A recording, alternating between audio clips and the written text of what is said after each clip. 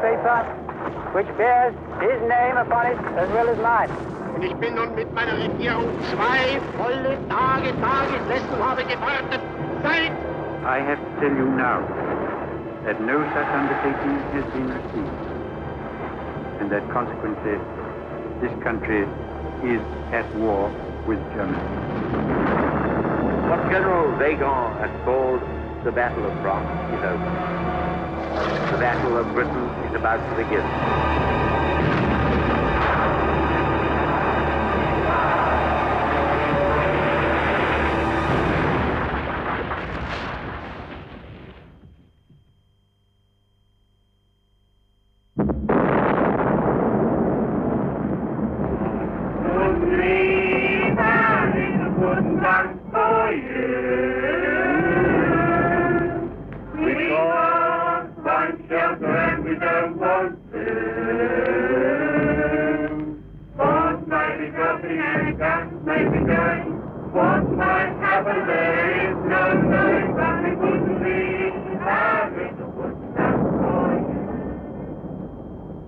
Monstrous product of former wrongs and shame has now resolved to try to break our famous island race by a process of indiscriminate slaughter and destruction. What might happen there is no knowing, but we wouldn't leave our little wooden camp for you.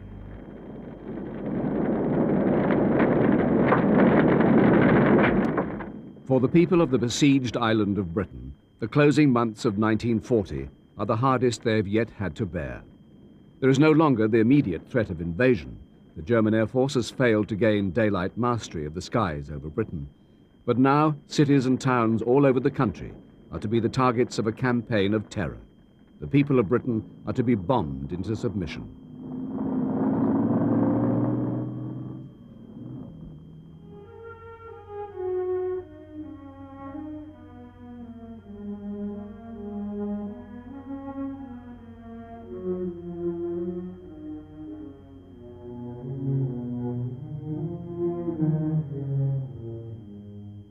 By the end of 1940, the Blitz has killed 40,000 civilians and seriously wounded 50,000 more. 2 million are homeless. But there is no mass panic, no descent into anarchy and despair.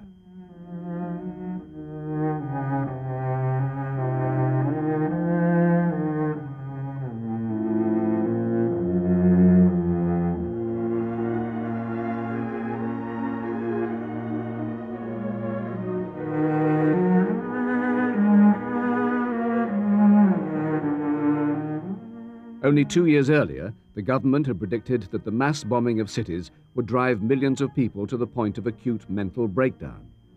In fact, shared suffering has created a new climate of comradeship, fortitude, and determination.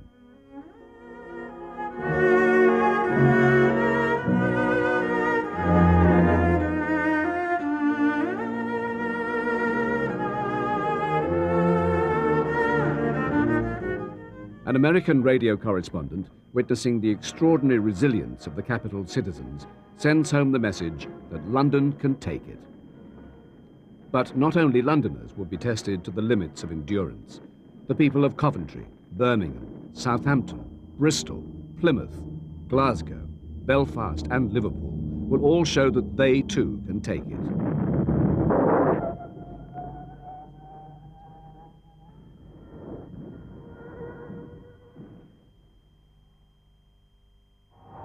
There is one ray of hope in the closing weeks of 1940.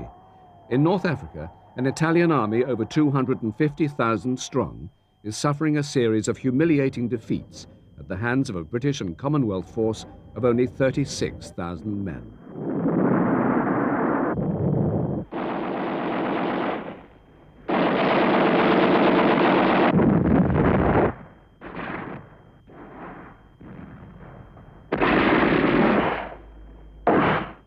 Between the 9th of December and 7th of February, 130,000 Italian prisoners have been taken for only 550 British losses.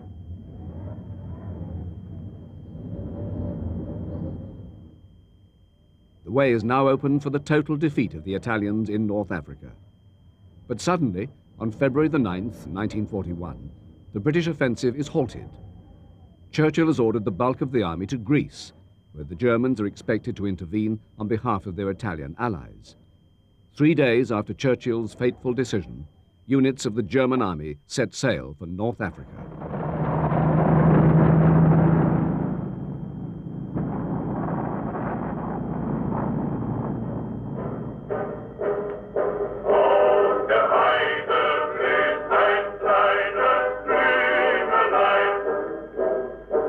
The Afrika Korps consists of only 2 divisions.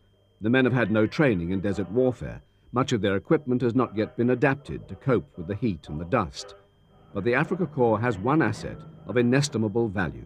Its commander is Erwin Rommel.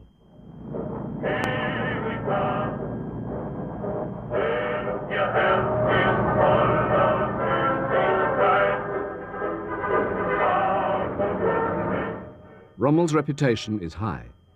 In the battle for France, he led the 7th Panzer Division. Now his first act in North Africa is to disobey the orders of his superiors.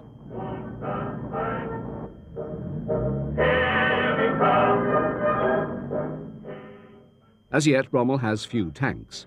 His instructions are to wait until the rest of his forces arrive at the end of May. Instead, he rushes his unit straight to the front. There, they're ordered to raise clouds of dust, as if moving in great numbers.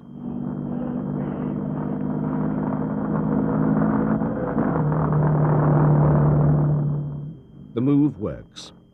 Finding that the British do not attack him, he decides to strike first.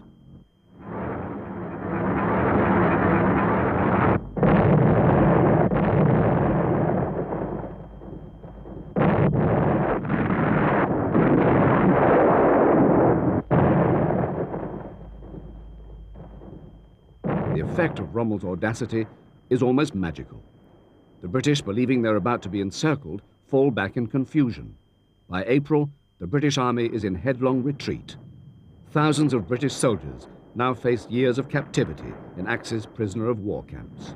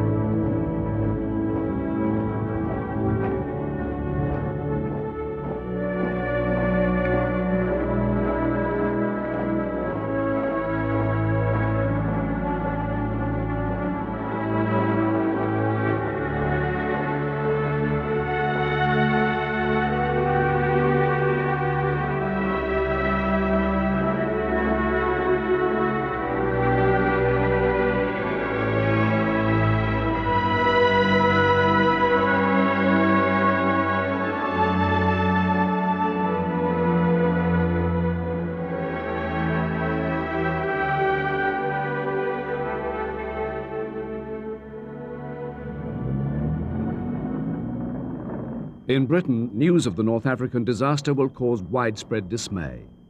In the battle for France, in Norway, and now in Libya, wherever the British army has encountered the Germans, it has suffered costly and demoralizing defeat. Within weeks, Greece and Crete will be added to the lengthening list of British disasters.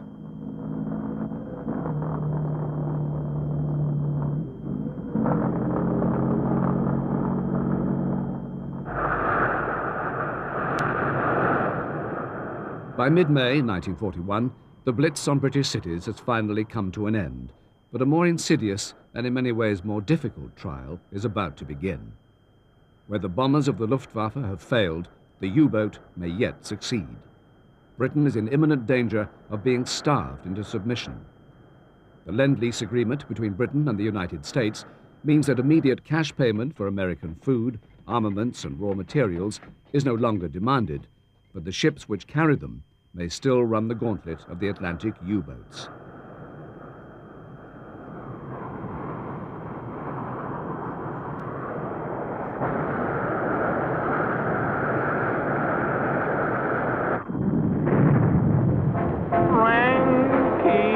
Frankie, give me your answer too. I'm half crazy, waiting for news from you. Britannia won't have a carriage for the Anglo-American marriage if you don't send on the lease and lend a shipload of dollars. By now, 3 merchant ships are being sent to the bottom of the Atlantic every day. The effect on British daily life is soon felt. Everywhere, conversation turns to food and how to get it.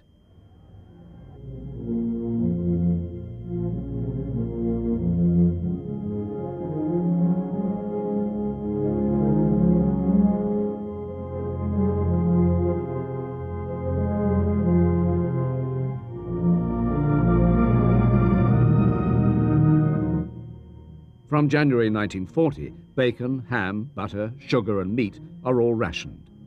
Tea, margarine, cooking fats and cheese are soon added to the list.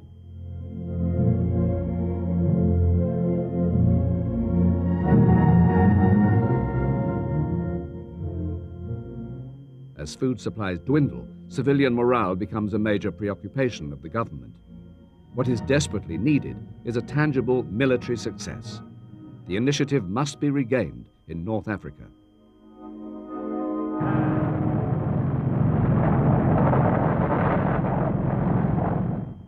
The port of Tobruk is now the only British foothold in Libya. Rommel has already twice failed to capture the garrison. In the first action, Rommel loses 16 tanks out of 38. An Australian counterattack captures over 1,000 Italian prisoners. In the second assault, British artillery and minefields account for half of 70 attacking tanks. Encouraged by these successes, a plan is devised for the relief of Tobruk. June the 14th is the beginning of a major British counter-offensive. It is doomed to failure.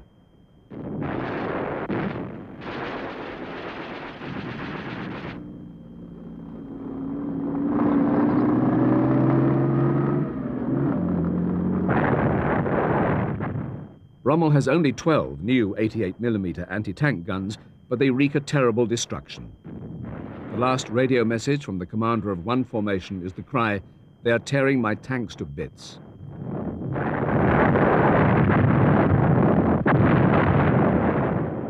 In 3 days of battle, the British lose 1,000 men, or almost half of their 200 tanks. There seems little that Britain can do to prevent Rommel sweeping from Libya into Egypt. But in June 1941, the ambitions of Hitler and his generals lie elsewhere.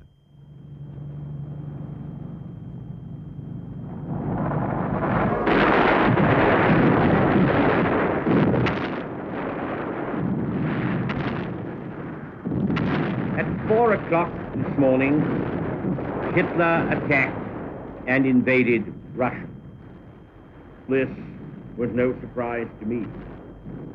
In fact, I gave clear and precise warning to Stalin of what was coming. I gave him warnings as I have given warnings to others before. Hitler is a monster of wickedness, insatiable in his lust for blood and plunder. So now this bloodthirsty gutter snipe must launch his mechanized armies upon new fields of slaughter, pillage, and devastation.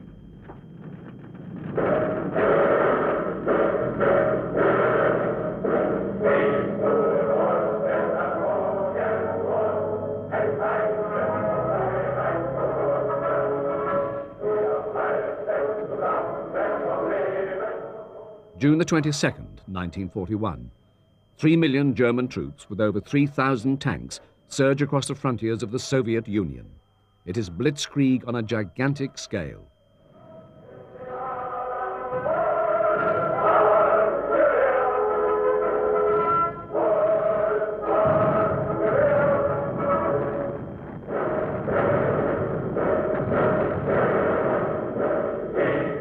For Adolf Hitler, the conquest of the Soviet Union is a long-cherished ambition.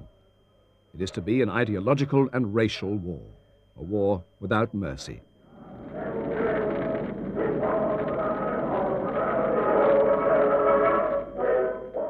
For the Red Army, the early battles are a series of disasters. Stalin's repeated purges of army officers have cost the Soviet Union a wealth of experience.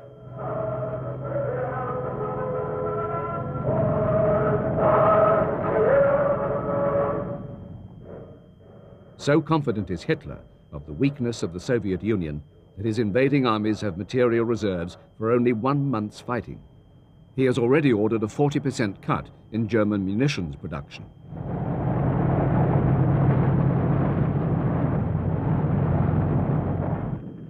For 12 days after the invasion, Stalin is silent. On July the 3rd, he at last broadcasts to the Soviet people. Guerrilla warfare is to be waged behind the German lines. In front, everything that can conceivably be of use to the enemy is to be destroyed.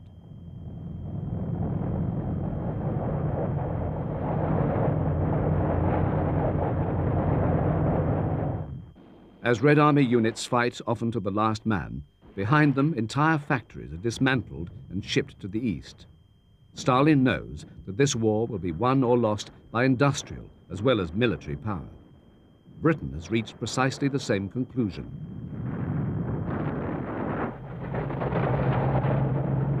The British Minister of Labour is Ernest Bevin. His official powers exceed those of every other member of the government, including Winston Churchill. Anyone between the ages of 14 and 65 can be directed to do any job. They could be sent to any part of the country, and their pay and conditions of work would be determined by the ministry.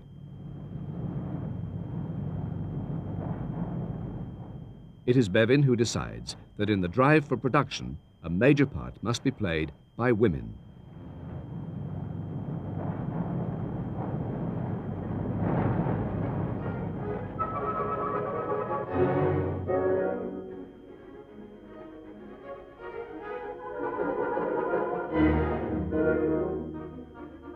In late 1941, the government introduces the most controversial measure of the war. Single women between the ages of 19 and 30 must work in industry, the women's services, or civil defense.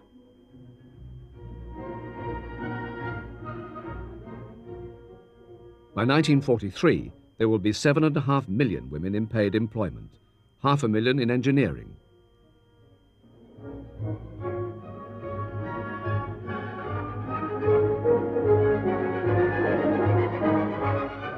Initial resistance soon turns to active enthusiasm.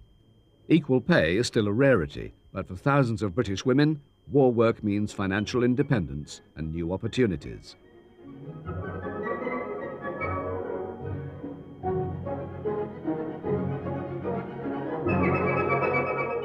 Revolutionary change is not confined to factories. By 1941, 20,000 women, 1/3 of them from cities, are working on the land. It is arduous and exhausting work, but by no means the least popular choice. The services have the most difficulty in the recruitment of women. From husbands and fathers, there is overwhelming opposition. The response of the government is to compel all single women of 21 and over to join.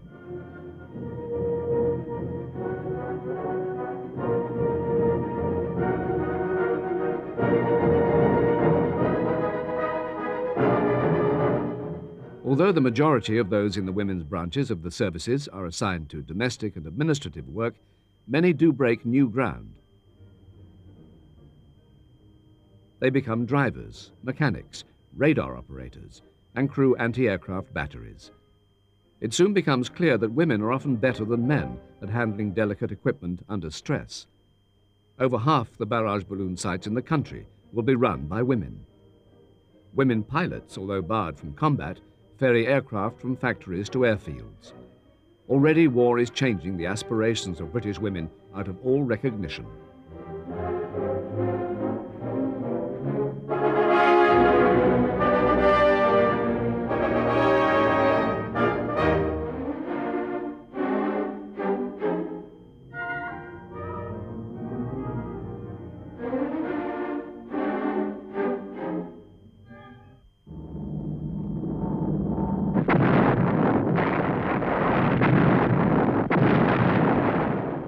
By the autumn of 1941, German armoured columns have penetrated deep into the Russian heartland.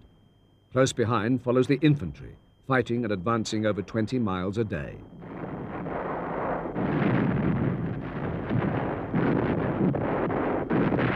Soll ich dir, mein Liebchen, nennen, Rosa heißt das schöne Kind. Willst du sie noch näher kennen? Already over 40 Soviet divisions have been utterly destroyed. Kiev has been encircled and over 500,000 men taken prisoner. At Vyazma and Vyansk, another 600,000 are captured. With every day that passes, the mystique of the German army grows. Its officers and men ride high on a wave of confidence. Ich sie so gerne zu so später Abendstund. On October the 2nd, Hitler gives the order for what is intended to be the final blow for the Soviet Union, the capture of Moscow itself.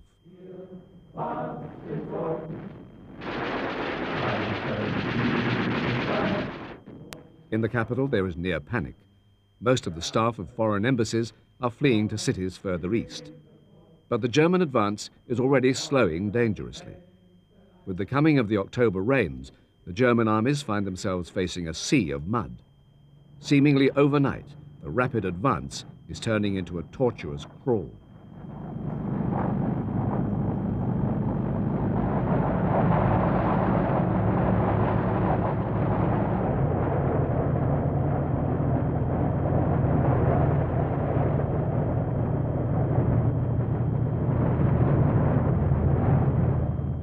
Germany's already colossal expenditure of war material on the Eastern Front is placing a heavy strain on her industrial capacity. The economy has not yet been placed on a full-scale war footing. In Britain, military planners are convinced that German industry and morale can be broken by the power of the bomber.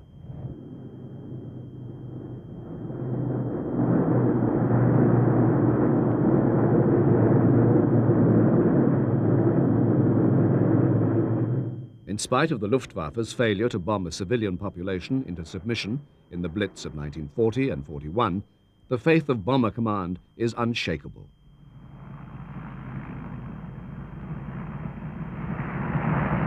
Hello, Skipper. Hello, Navigator. Half a minute to go. Okay, thanks very much. Okay, keep weaving, Tim. There's quite a lot of burnt stuff coming up as well, falling off a bit low. Hello, engineer. Skipper here. Yeah? Will you put the revs up, please? Yeah? Okay, keep weaving. Hello, Bombardier. Okay when you are. Bomb doors open. Bomb doors open, Bombardier. Right. Bomb's going in a minute. Bomb. Hey, Jimmy, tracer behind us. Bomb steady.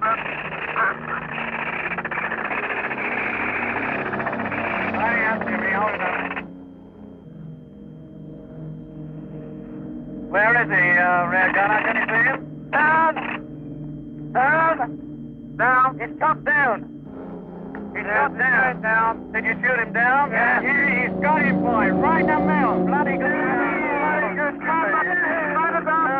Keep weaving. There's some slack coming at me. Okay, don't shout all at once. Right. Photograph taken. Okay, photograph taken. Even in the height of the Blitz, the British people were not wholeheartedly committed to the bombing of German cities. Nearly 40% disapproved on moral grounds. Enthusiasm for revenge was greatest in those very areas which themselves experienced little bombing.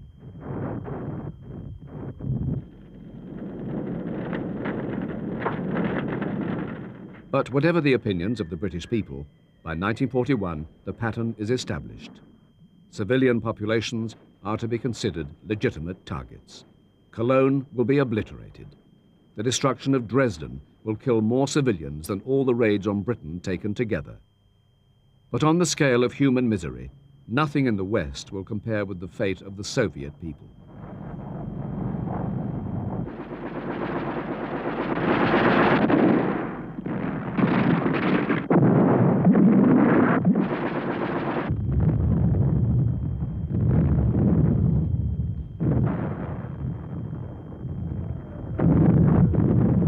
Mid-November 1941, and the weather at last favors the German armies facing Moscow.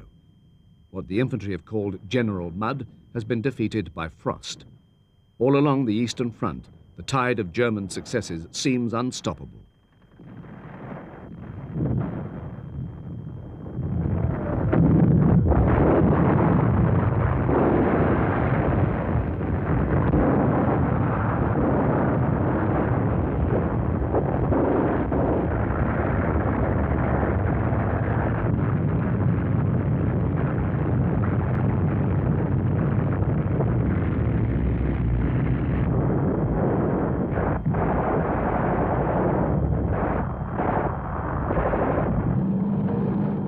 Once more, Hitler sets his eyes on Moscow itself, now only a tantalizing 40 miles distant. On November the 15th, the great offensive begins. It has already begun to snow.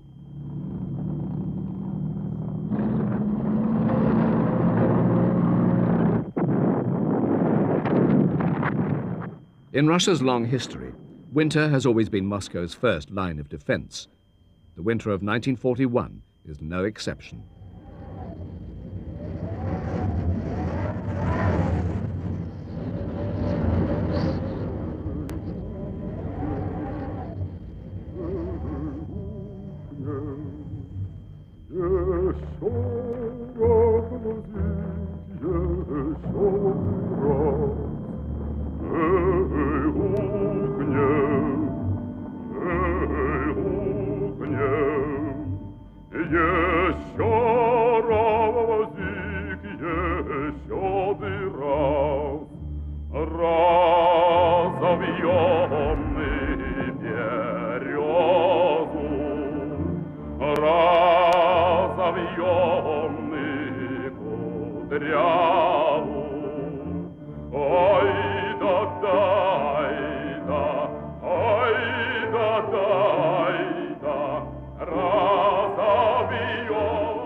As the cold deepens, counterattacks of increasing ferocity wear down German units whose morale is already close to breaking point.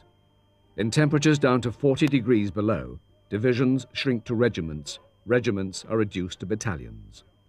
With German forward units already in the Moscow suburbs and the bulk of the German armies only 27 miles from the Kremlin, the offensive is finally abandoned.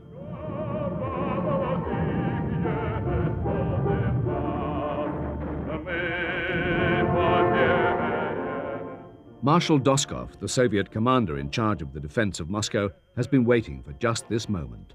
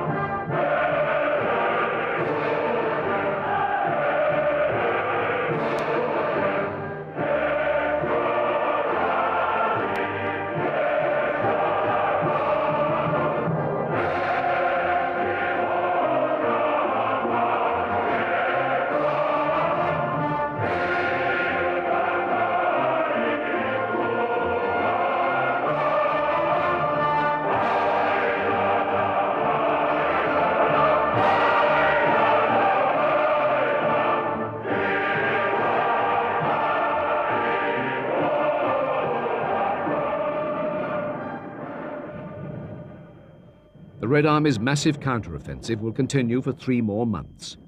seemingly endless divisions of fresh Siberian troops will force the battered German armies back 150 miles. Now Hitler's generals begin to fear that east of Moscow there is another Soviet Union, a vast tract, the scale of whose resources they have scarcely begun to imagine.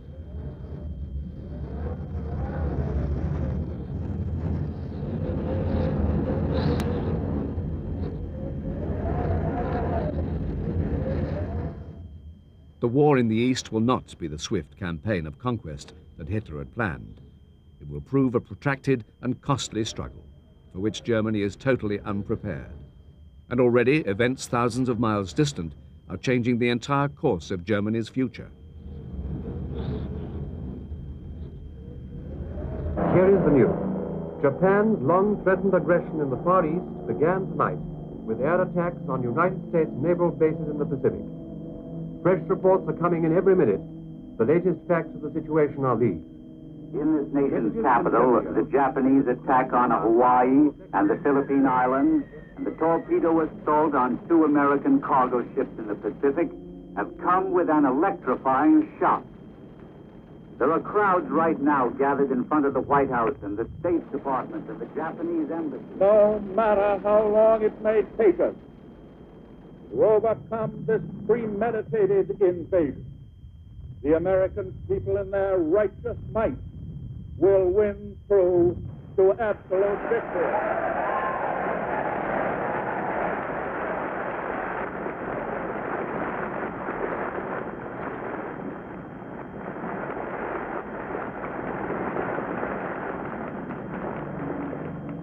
I ask that the Congress declare that since the unprovoked and dastardly attack by Japan on Sunday, December 7th, 1941, a state of war has existed between the United States and the Japanese Empire.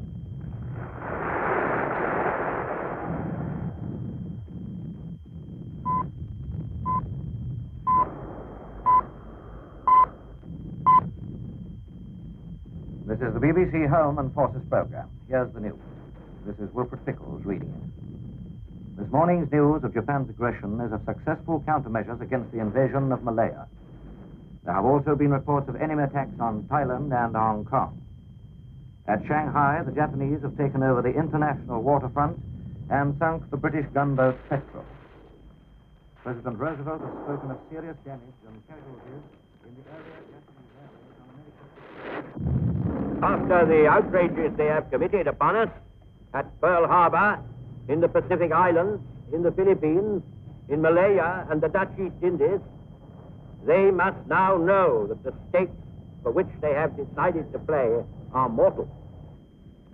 When we look at the resources of the United States and the British Empire compared to those of Japan, when we remember those of China, which have so long valiantly withstood invasion and tyranny, and when also we observe the Russian menace which hangs over Japan, it becomes still more difficult to reconcile Japanese action with prudence or even with sanity. What kind of a people do they think we are? Is it possible they do not realize that we shall never cease to persevere against them until they have been taught a lesson which they and the world will never forget?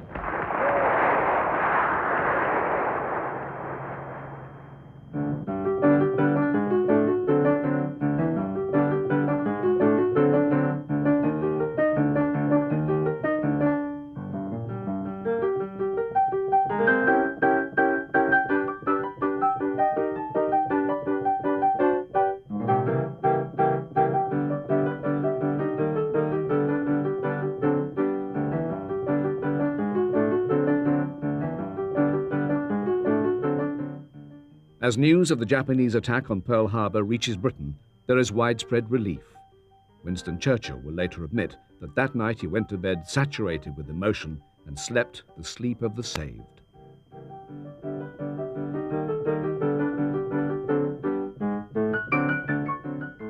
Three days after Pearl Harbor, Germany and Italy side with Japan, declaring war on the United States.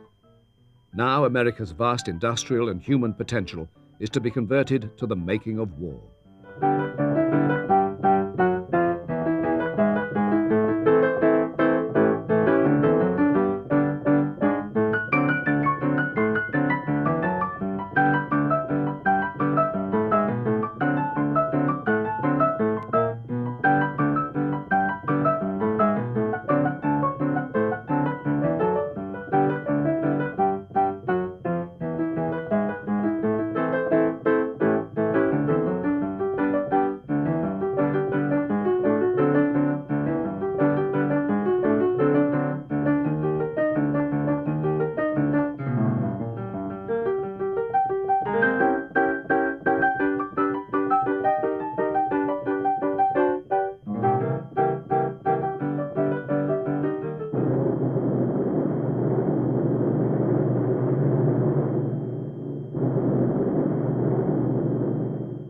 By June 1942, the German armies on the Eastern Front have once more gathered their strength.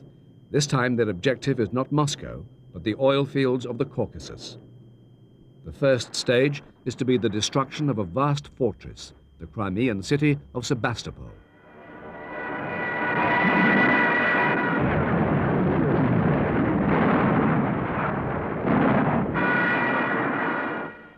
Sebastopol is riddled with tunnels and bunkers.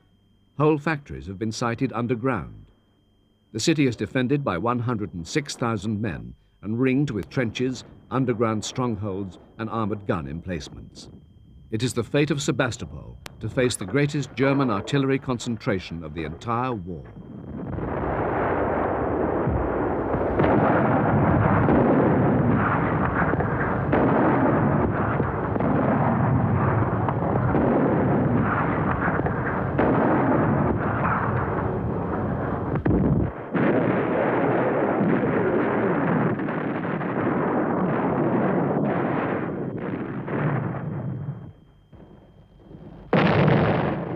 German commanders believe this battle to be of such importance, they mass 208 batteries of artillery along a 22-mile front.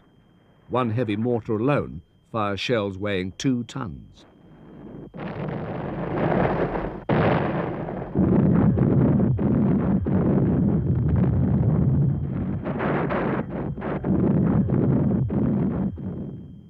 Facing Sebastopol, the Germans deploy one of the largest guns ever built. It is an 800mm rail gun with a barrel 90 feet long. It fires 7-ton shells, a distance of over 30 miles.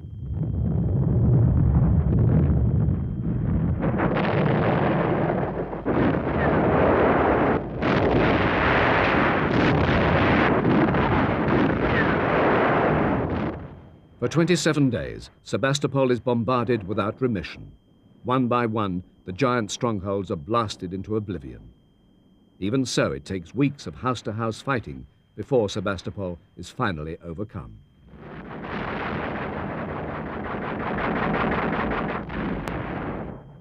In the battle for the city, 24,000 Germans are killed. No one can even estimate the number of Soviet dead, but includes many thousands of civilians.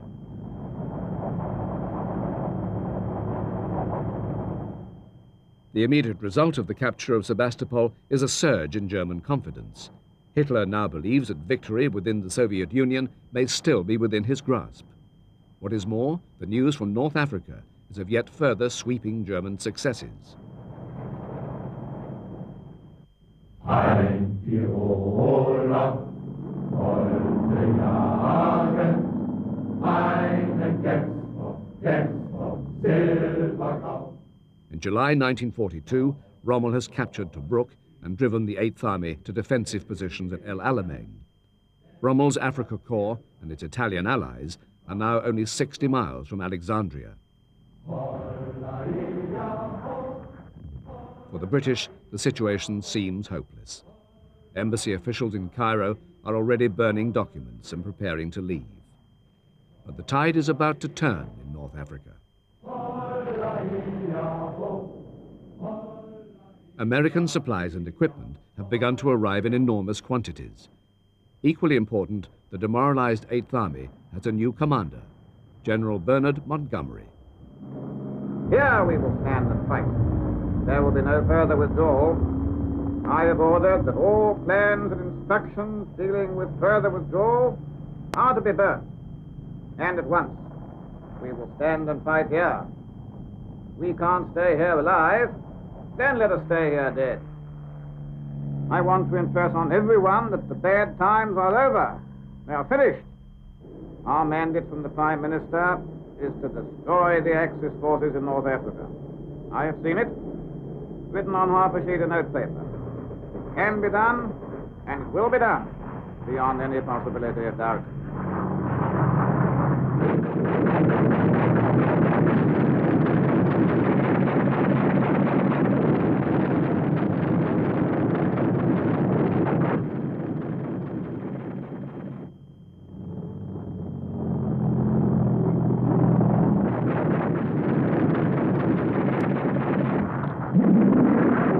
BBC Home and Forces program. This is Bruce Belfridge. Here's some excellent news which has come during the past hour in the form of a communique from GHQ Cairo. It says, the Axis forces in the Western Desert, after 12 days and nights of ceaseless attacks by our land and air forces, are now in full retreat. It's known that the enemy's losses in killed and wounded have been exceptionally high. Up to date, we've destroyed more than 260 German and Italian tanks and captured or destroyed at least 270 guns.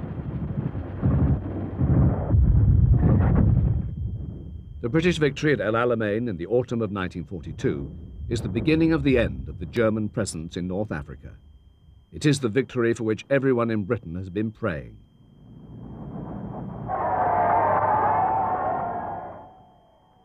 Within months of Montgomery's triumph comes even more startling news.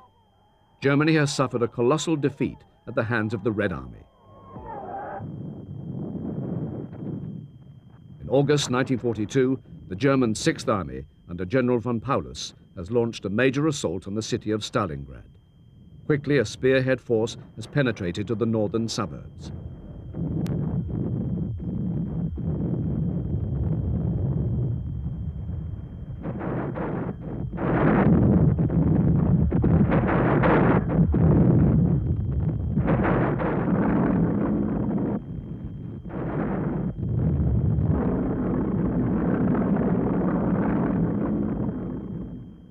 In the minds of the British people, memories of the terror of the Blitz are still fresh.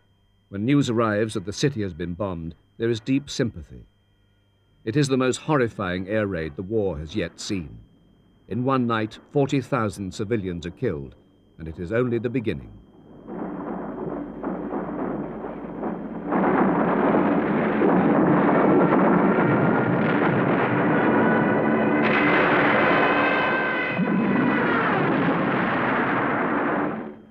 The battle for the city rages first, street by street, then ruin by ruin. But the German forces are being encircled in a gigantic death trap.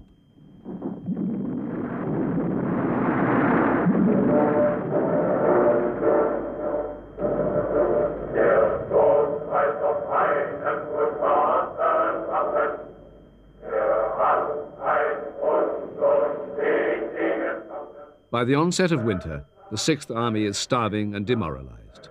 Hitler has refused to allow withdrawal. Soon, over 300,000 German soldiers are trapped in the rubble of the city.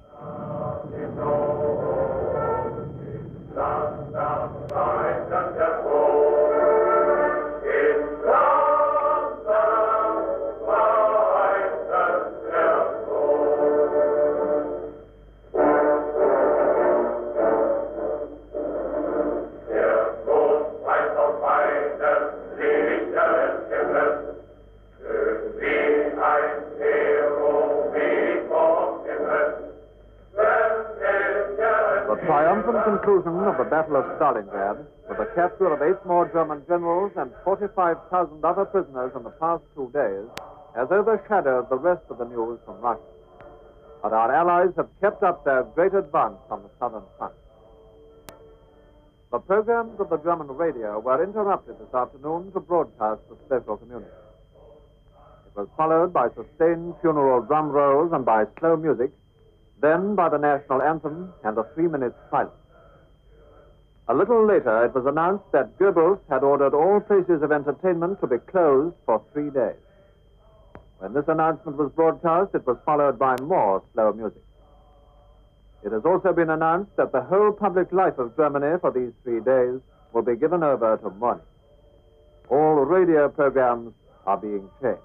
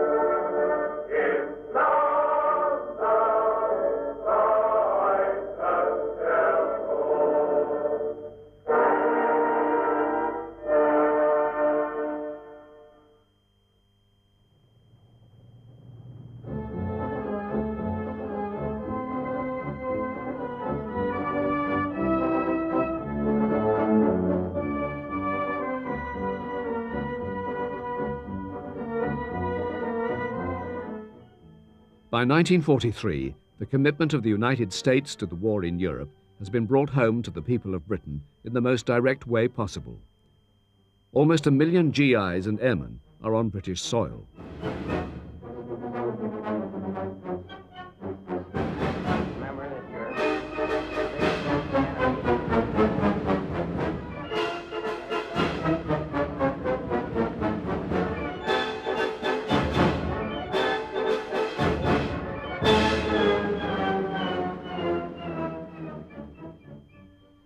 British opinion on the subject of American servicemen is sharply divided.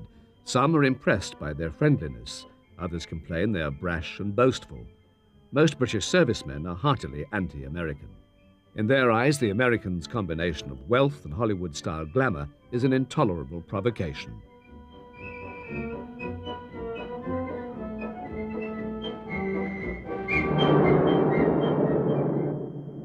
To the battle-weary British, civilians and servicemen alike, the Americans seem to be contributing little and suffering hardly at all.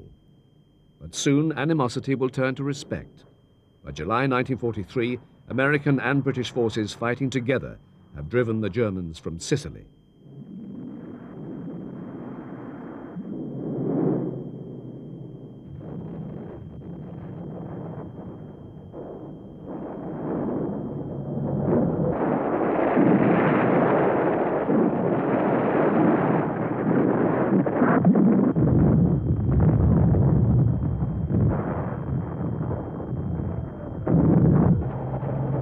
Today, the 3rd of September, we enter the 5th year of the war.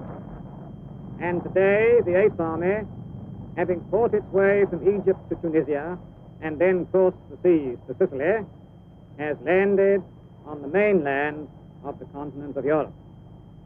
We have a good plan and air support on a greater scale than we have ever had before. There can only be one end to this next battle, and that is another success. Forward to victory. Let us knock Italy out of the war. In the first few days, both British and American invading forces break out of their beachheads and successfully push inland. But the Germans are quick to regroup. Only Allied naval gunfire prevents counterattacks breaking through to the vulnerable beachheads.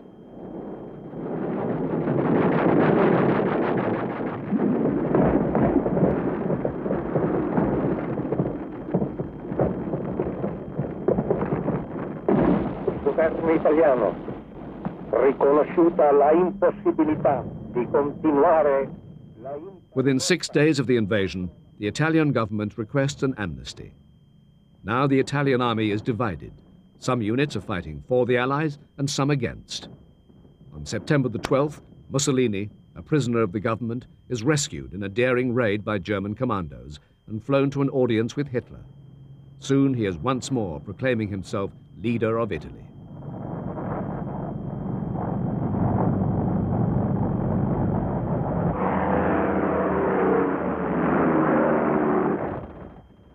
Italian troops who resist their former allies suffer heavy casualties.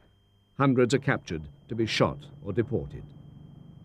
Then on September the 27th, the people of Naples rebel against the Germans, fighting for 3 days and suffering heavy losses. The battle ends only as the Allied armies approach the city.